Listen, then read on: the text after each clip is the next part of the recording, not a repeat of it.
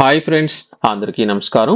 ఆంధ్రప్రదేశ్ ప్రభుత్వం అమలు చేస్తున్న దీపం 2.0 పథకానికి సంబంధించి అర్హులైన లబ్ధిదారులు అందరికీ సంబంధించి ప్రతి ఏడాది 3 ఉచిత గ్యాస్ సిలిండర్లు అయితే అందజేస్తుంది.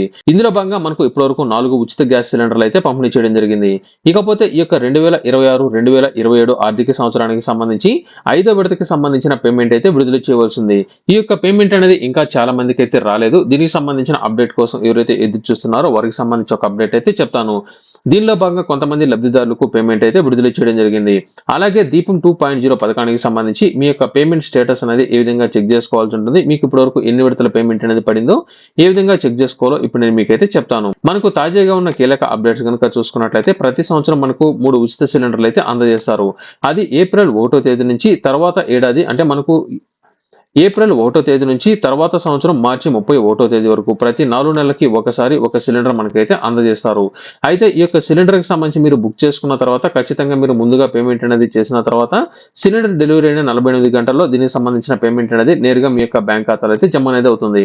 మనకు ఇప్పటివరకు 4 ఉచిత గ్యాస్ సిలిండర్లు అయితే పంపిణీ చేయడం జరిగింది. ప్రస్తుతం 5వ ఉచిత గ్యాస్ సిలిండర్కి సంబంధించిన పేమెంట్ కోసం చాలా మంది అయితే ఎదురు చూస్తున్నారు. ప్రస్తుతం తాజాగా ఉన్న అప్డేట్ ప్రకారం చూసుకున్నట్లయితే ఈ యొక్క దీపం 2.0 పథకానికి సంబంధించి 5వ విడతకి సంబంధించిన పేమెంట్ అనేది ఈ నెల చివరాఖరులో విడుదల అనేది చేయబోతున్నట్లు తాజా అప్డేట్ అయితే రావడం జరిగింది. దీనికి సంబంధించి మనకు కనుక చూసుకున్నట్లయితే ఏప్రిల్ 1వ తేదీ నుంచే ఈ దీనికి సంబంధించిన బుకింగ్స్ అయితే ప్రారంభం కావడం జరిగింది. ఏప్రిల్ 1వ తేదీ నుంచి ఎవరైతే బుక్ చేసుకున్న లబ్ధిదారులు ఉన్నారో అటువంటి వారందరికీ సంబంధించిన పేమెంట్ అనేది త్వరలో విడుదల చేయబోతున్నారు.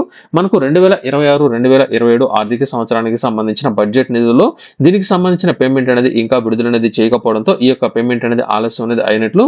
అది కాక ఈ మధ్య కాలంలో గ్యాస్ సిలిండర్లకు సంబంధించిన ధరలు కూడా పెరగడంతో దీనికి ఆంధ్రప్రదేశ్ ప్రభుత్వం మీద భారం పడే అవకాశం అనేది ఉంది కాబట్టి దీనికి సంబంధించి త్వరలోనే పేమెంట్ అయితే విడుదల చేయబోతున్నారు. అయితే ఈ యొక్క దీపం 2.0 పథకంలో భాగంగా ఏదైతే గిరిజన ప్రాంతాలు ఉన్నాయో ఈ యొక్క గిరిజన ప్రాంతాల్లోని లబ్ధిదారులు అందరికీ సంబంధించి 42.42 కోట్ల రూపాయలు అనేది 2026-2027 ఆర్థిక సంవత్సరానికి సంబంధించి ఏప్రిల్, మే, జూన్, జూలై ఈ యొక్క 4 నెలలకు సంబంధించిన బడ్జెట్ లో ఈ యొక్క నిధులు అనేది అయితే కేటాయించడం జరిగింది.